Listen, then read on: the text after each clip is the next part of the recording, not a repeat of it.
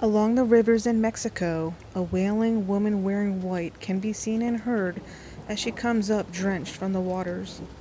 She is desperately looking for her children she herself drowned. And according to the legends of La Llorona, or the Wailing Woman, you are next. This Mexican legend is one of the more well known, international as well now, as the movie came out a while back. But she has been around for centuries, a legend so well known it is now more or less an important part of the Mexican heritage and culture as well as in the Chicano Mexican community of the U.S.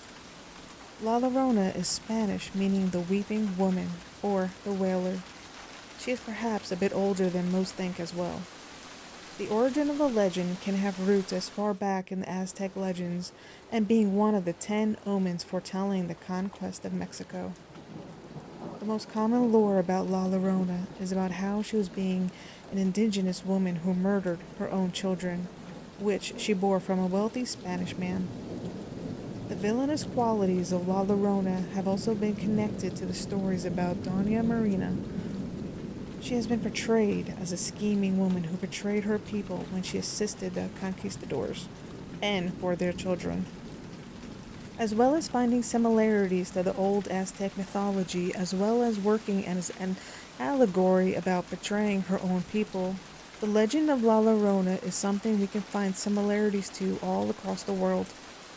The story also has the ring of white woman, often found in European legend, as well as Greek mythology stories like with Jason and Medea, a scorned woman killing her children when her man betrays her.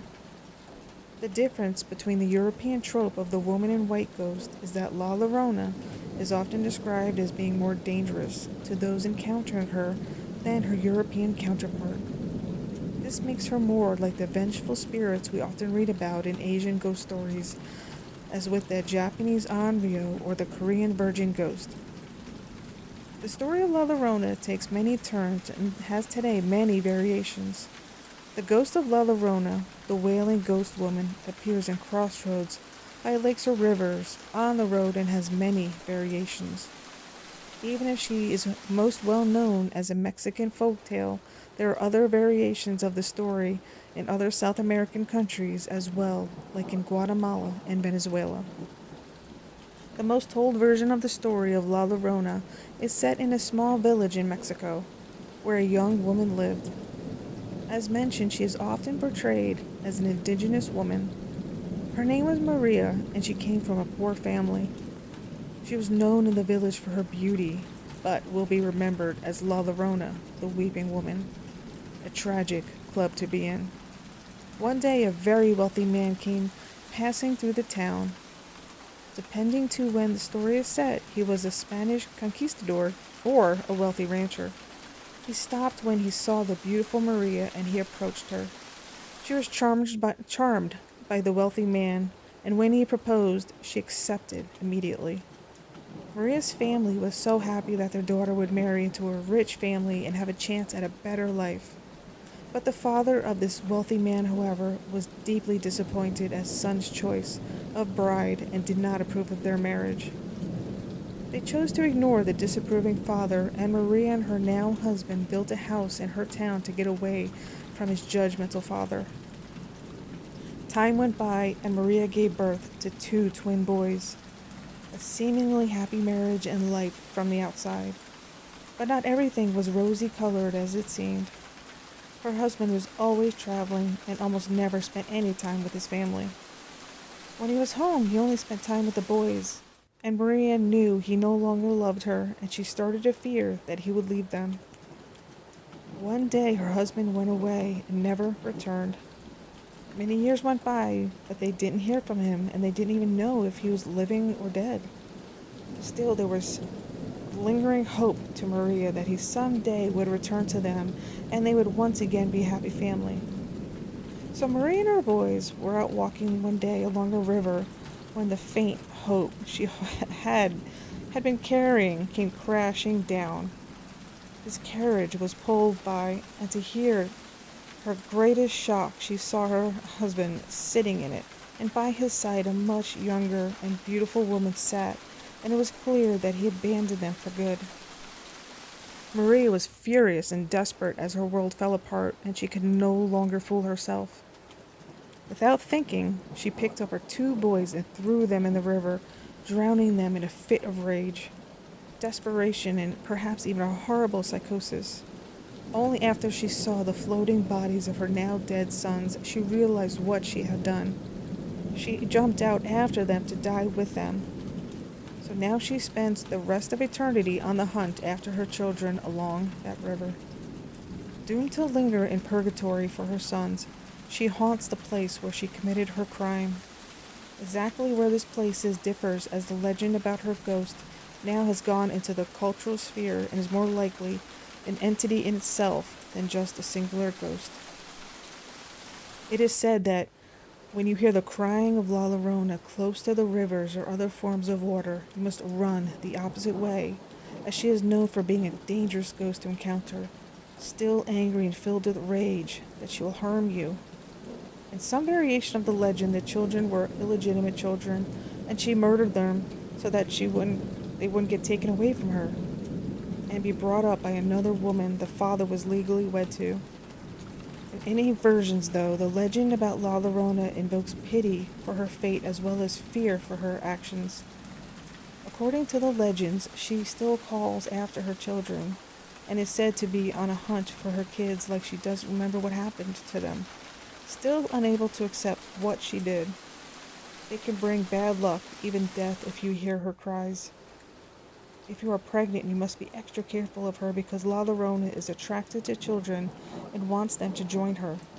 Therefore, children should not walk alone along rivers, and she has become some sort of cautionary tale to keep them away from the dangerous waters.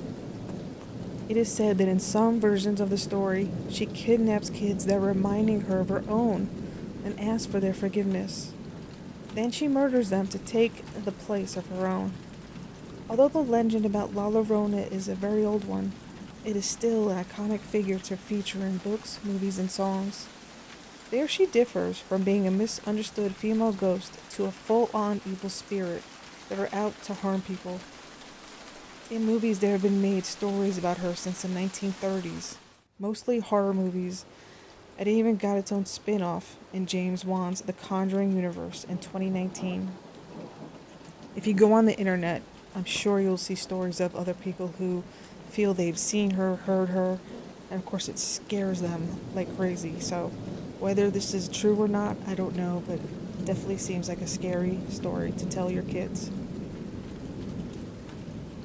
La Sayona is a Venezuelan ghost story about the vengeful spirit of a woman haunting the roads, the jungle, as well as the Venezuelan plains. She is after cheating men and appears mostly on the roads, asking men for a ride on the vast Venezuelan plains known as Los Llanos. When the man she has chosen as her victim is looking more closely at her, her face is just a skull with terrible teeth. Her name, La Sayona, is referring to the type of clothes the ghost is supposedly wearing and is a long white dress, and referred to a medieval undergarment. This is an old legend in Venezuela, similar to many women in white ghost stories from Europe, with the hints of the vanishing hitchhiker urban legend mixed in with it today. She is also somewhat similar to other vengeful ghosts from across the globe, like again, the Japanese Onryo or the Korean virgin ghost.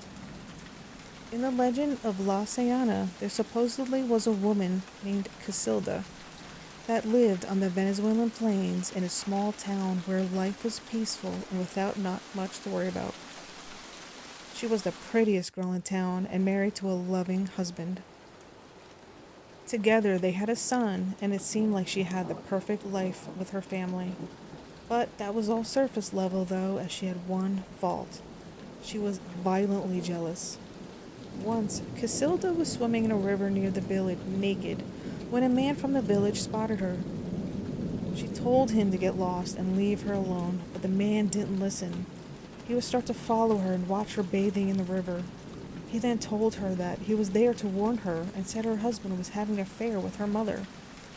It was nothing more than a rumor from a random man watching her bathe, but the rumor filled her with an immense rage so she couldn't even think clearly. Casilda then ran home to her husband and found him inside the house with their son sleeping in his arms. She was blinded by rage and set the house on fire without even asking him for the truth.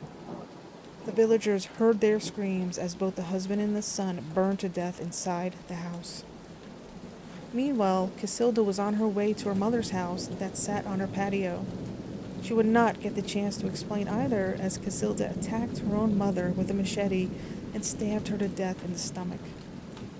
The mother bled slowly to death, but not before she managed to curse her daughter. She told Casilda that from now on she would avenge all of the women with cheating husbands, and whether her mother and husband really had an affair, she would never get an answer to, driving her mad. She was from then on known as La Sayona, that hunts cheating men by conquering them and then killing them. There are many variations to this tale today in Venezuela as well as the rest of South America. She sometimes shapeshifts to animals or even monsters, or sends out a scream almost like a banshee that can be heard from a long distance. The variations of the legends have all in common that it is a man who has to pay the ultimate price of her wreath. In some versions of the legend, La Sayana comes out from the jungle where men are working. She comes when the men are talking about sex or about women they left behind.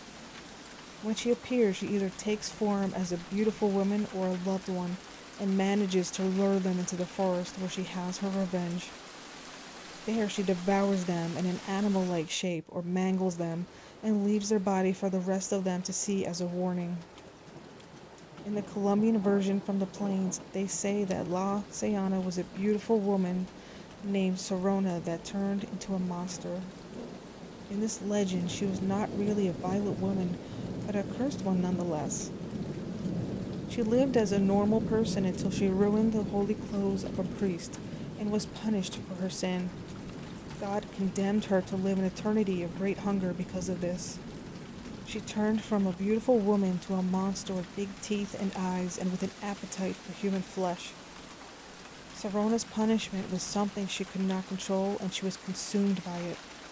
In her hunger, she then devoured her own brother before escaping out on the lonely plains in Colombia, where she lives more like beast than man.